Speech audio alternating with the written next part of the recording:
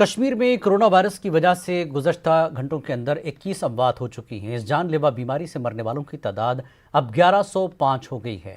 आज नए मामलों की अगर बात करें तो आज मजीद 1218 अफराद में कोरोना वायरस पाया गया। इनमें से 576 मामले कश्मीर से हैं, जबकि 642 मामले जम्मू खित्ते से हैं। यूटी में कोरोना वायरस से मुतासर अफराद की तादाद अब बढ़कर 69,832 हो गई है। वहीं इस वबा से सेहतियाब हुए अफराद की तादाद में भी लगातार इजाफा देखने को मिल रहा है। आज मजीद 1478 अफराद सेहतियाब हुए हैं।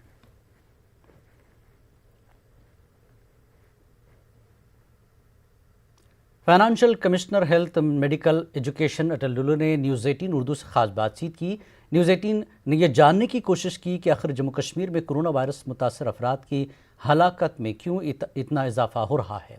वहीं 1 साल कबल जीएमसी जम्मू में सरकार ने ऑक्सीजन प्लांट लगाने की इजाज़त दी थी, जो आज तक नहीं बना। इस हवाले से भी हमारी टीम ने अटल डुल्लू से बात की।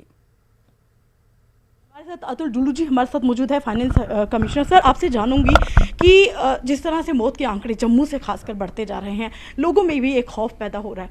मौतें, कोई कहता है कि हार्ट अटैक से हो जाती है तो उसको भी कोविड पॉजिटिव कहा जाता है। तो आपसे मैं जानना चाहती हूँ कि ये इन सब चीज़ों के लिए क्या कर रही है गवर्नमेंट? मौतें रोकने के लिए देखो 2-3 स्ट्रेटजीज़ हैं जिस पर हम काम कर रहे हैं।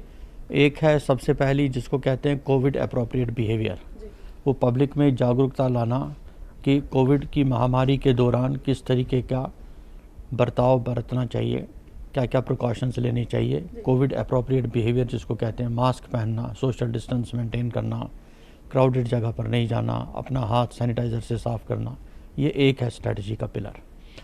दूसरा है जो जब ये बीमारी आ गई, इन्फेक्शन आ गया, तो उसको कंटेन कैसे करें, उसको कंटेनमेंट जोन्स बनाने, रेड जोन्स जिसको कहते हैं अक्सर डिप्टी कमिश्नर्स। तो उस कंटेनमेंट जोन में कैसे इसको रोका जाए, वहाँ पर रैपिड टेस्टिंग सभी लोगों की कराई जाए, काउंसलिंग कराई जाए उन लोगों की जो कि पॉजिटिव आते हैं, उनको ट्रीटमेंट पहुँच जाए जिसको ट्रीटमेंट की ज़रूरत है, तो ताकि इस आग को फैलने से रोका जा सके। तीसरा स्ट्रैटेजी जो है वो है क्लिनिकल मैनेजमेंट, कि जो आप पेशेंट आते हैं, हमने देखा था कि शुरू के महीनों में अप्रैल में जून जुलाई तक हमारे पास जो जम्मू में ख़ास तौर से जो केसेस आ गए वो एसिम्प्टोमेटिक केसेस थे, उनको कोई सिम्टम्स नहीं थे। वो 10 दिन 15 दिन के बाद वो नेगेटिव टेस्ट होते थे और अपने अपने घर चले जाते थे। इस वजह से कि कई इन लोगों की संख्या जो कि ठीक हो गए वो काफ़ी ज़्यादा थी। उसके बाद हमने देखा कि हमारे पास जो केसेस आने शुरू हो गए, ये सिम्टोमेटिक केसेस आने शुरू हो गए, बायलेटरल नमूनिया, तरह तरह की प्रॉब्लम्स, कॉम्प्लिकेशंस, तो उस तरीके के केसेस आना शुरू हो गए, जिसमें डर रहता है कि मौत भी हो सकती है अगर उसको कोमॉर्बिडिटीज़ हों। तो फिर भी मैं बता दूं कि जम्मू प्रोविंस का जो मोर्टेलिटी का आंकड़ा है ये 0.9% है, जो कम है, लेकिन इसको और कम करने की ज़रूरत है। तो लोगों की शिकायतें हैं कि ऑक्सीजन नहीं मिल रही है, तो चूंकि ऑक्सीजन प्लांट अप्रूवल हुआ है, टेंडरिंग भी हुई है, तो वो सब सर काम कब शुरू होगा? काम तो मैं आपको बता दूं कि जो एक तो सबसे पहले हमको फोकस करना चाहिए इमीडिएट फ्यूचर, इमीडिएट जो हमारे पास दिन है, कुछ दिन है, इसमें हमारा ऑक्सीजन जनरेशन प्लांट, इसमें कुछ स्नैक आ गया था, उसको ठीक किया गया है, वो अब चल रहा है ठीक तरह से। एक कंट्रोल रूम हमने बनाया है जो ऑक्सीजन जनरेशन प्लांट को कंटिन्यूसली मॉनिटर करता है। हमारा ऑक्सीजन मैनीफोल्ड प्लांट भी वहाँ पर है, तो मैनीफोल्ड भी अच्छी तरह से चल रहा है। हर हॉस्पिटल जम्मू कश्मीर का कोविड हॉस्पिटल बन चुका है, तो ऐसे में जो नॉर्मल पेशेंट जो अपनी छोटी मोटी बीमारियों को लेकर हॉस्पिटल आते हैं, उनमें भी थोड़ा खौफ है। नहीं, मैं आपको बता दूं कि जो नॉन कोविड वर्क है वो रुका नहीं है, सिर्फ एक्सेप्ट उन हॉस्पिटल्स में जिनको हमने टोटली कोविड के लिए डेडिकेट कर दिया है। और आने वाले समय में जो आप लोगों को शिकायतें थी, मुझे लगता है कि काफ़ी सवालों के जवाब आज आपको मिल चुके होंगे। वीडियो जर्नलिस्ट चांद के साथ कोमल सिंह, न्यूज़ 18 जम्मू। जम्मू कश्मीर किसान तहरीक ने आज प्रेस कॉलोनी श्रीनगर में किसान बिल के खिलाफ एहतजाज किया। एहतजाजियों ने इल्ज़ाम लगाया कि ये बिल सिर्फ किसान मुखालिफ नहीं, बल्कि इसकी वजह से ज़ख़ीरा अंदोज़ों को फ़ायदा मिलेगा। एहतजाजियों ने मुतालबा किया कि किसानों को मिनिमम सपोर्ट प्राइस मिलना चाहिए और मंडियों में किसानों को मदद भी मिलनी चाहिए। इन्होंने बनाए, ये तो किसान विरोधी हैं, किसान मुखालिफ हैं। हम चाहते हैं कि किसान को मिनिमम सपोर्ट प्राइस, इमदादी नर्ख की ज़मानत मिले और मंडियाँ कायम रहें, उसे ज़मानत मिलती है। किसानों की हालांकि डिमांड थी कि हर 5 किलोमीटर के दायरे के अंदर एक मंडी ना कायम हो, मगर इन्होंने मंडियों को ही ख़त्म कर दिया। दूसरी बात, जो इन्होंने एसेंशियल कमोडिटीज़ एक्ट को अमेंड किया, ज़ख़ीरा अंदाज़ों को इन्होंने मौका दे दिया, फल और बाकी अनाज वगैरह जो कुछ है, सब्जियां, वो तो जितना चाहे उतना वो ज़ख़ीरा कर सकते हैं। उससे तो न सिर्फ किसान बल्कि ग्राहक जो सारिफ है, कंज्यूमर है, वो भी उसका शिकार होता है। और तीसरी बात, यहाँ मुश्किल से किसान को बड़ी लड़ाई लड़ने के बाद ज़मीन मिली थी, किसान उसका मालिक बना था ज़मीन का, और अब इन्होंने एक एक्ट लाया, कंट्रैक्ट फार्मिंग एक्ट, उसकी वसातत से किसान की ज़मीन से ही बिल्कुल मतलब बेदखल कर लेंगे। बीजेपी के यूटी नायब सदर सूफी मोहम्मद यूसुफ ने एडवोकेट बाबर कादरी की हलाकत की कड़ी मजम्मत करते हुए कत्ल में मुलविस दहशतगर्दों को बेनकाब करने का मुतालबा किया। अनंतनाग में बीजेपी की जानिब से मुनक़दा खून अतिया के कैंप में शिरकत के दौरान सूफी यूसुफ ने कहा कि इस तरह के वाक़यात अमन दुश्मन अनासर की कारस्तानी है। इस मौके पर पार्टी कारकुनों ने खन्नावल में मुनक़दा कैंप में खून का अतिया पेश किया। कि इस खून खराबा से कुछ नहीं होने वाला है।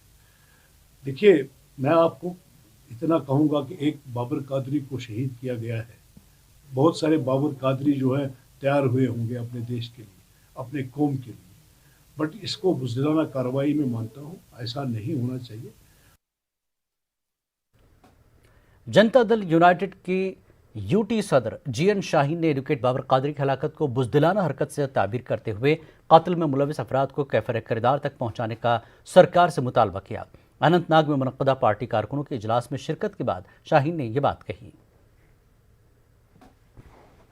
कोई अच्छी आवाज़ सामने उभर के वो ये हुआ, तब उसको खामोश किया गया। आपको याद होगा, मैं पहले भी याद दिलाना चाहता हूँ कि डॉक्टर गुरु जो स्टार्टिंग जब मिलिटेंसी हुई उसको मार दिया गया था, और उसके बाद काफ़ी सारे लोग, अगर उसमें आप देखें कि पिछले साल जो 2 साल पहले अभी साफ़ी साहब एक हमारे थे, सुजात बुखारी साहब, उसको मार दिया गया। और ये हमारी बदनसीबी है कि बंदूक अच्छे इंसानों के खिलाफ इस्तेमाल हो रहा है। हमारी कोशिश होगी, हम सरकार से यही डिमांड करेंगे कि जो भी कातिल है उनको सामने लाया जाए। कुपवाड़ा में आज बीजेपी से वाबस्ता ओहदेदारों ने सिक्योरिटी की कमी को लेकर पार्टी से इस्तीफा दे दिया। जिला सदर बीजेपी ने इस मामले पर मीडिया से बात करते हुए सरकार पर इल्जाम आयद किया कि पार्टी कारकुनों को माकूल सिक्योरिटी फराहम नहीं हो रही है, जिसकी वजह से वो पार्टी छोड़ रहे हैं। बीजेपी जिला सदर ने कहा कि उन्हें धमकी आमेज खत मौसूल हुआ है, जिसमें 5 पार्टी कारकुनों के नाम शामिल हैं। कार्यकर्ता हैं, एक डर और खूब महसूस करते हैं, क्योंकि पिछले ही दिनों यहाँ पे हमें एक खत भी मौसूल हुआ। वो एक आउटफिट तंजीम थी हिजबुल मुजाहिदीन, तो उसमें उन्होंने 5-6 नाम मेंशन किए थे। एक तो सिक्योरिटी का जो लैक है वो पूरा होना चाहिए, उस पर रिव्यू होना चाहिए, और मैं समझता हूँ एसएसपी सिक्योरिटी जेडके उसको इस बारे में ज़्यादा सोचना चाहिए, क्योंकि इंसानी जिंदगियाँ बहुत कीमती है। कुपवाड़ा जिले में भाजपा से वाबस्ता कई कारकुनों के मुस्ताफी होने पर पार्टी के ग्रुप में शामिल लीडरान ने कहा कि मुस्ताफी होने वाले कारकुन जाती मकासद के बायस पार्टी छोड़ रहे हैं और इसमें सिक्योरिटी का कोई अमल दखल नहीं है। किसी ने इस्तीफा दे दिया, एक्चुअली वो नो हमारे एक्टिव मेंबर हैं, नो बेसिक मेंबर हैं। ये वो लोग हैं कि जिनको रहना ही नहीं है। ये आए थे, कुछ दिनों के लिए आए थे, ये कभी एक बार एनसी के साथ थे, फिर पीडीपी के साथ थे, फिर हमारे साथ आ गए, फिर वापस अपनी जगह गए। बाकी इसमें सिक्योरिटी की कोई प्रॉब्लम। वक्त एक ब्रेक का, ब्रेक के बाद फिर हाजिर होंगे।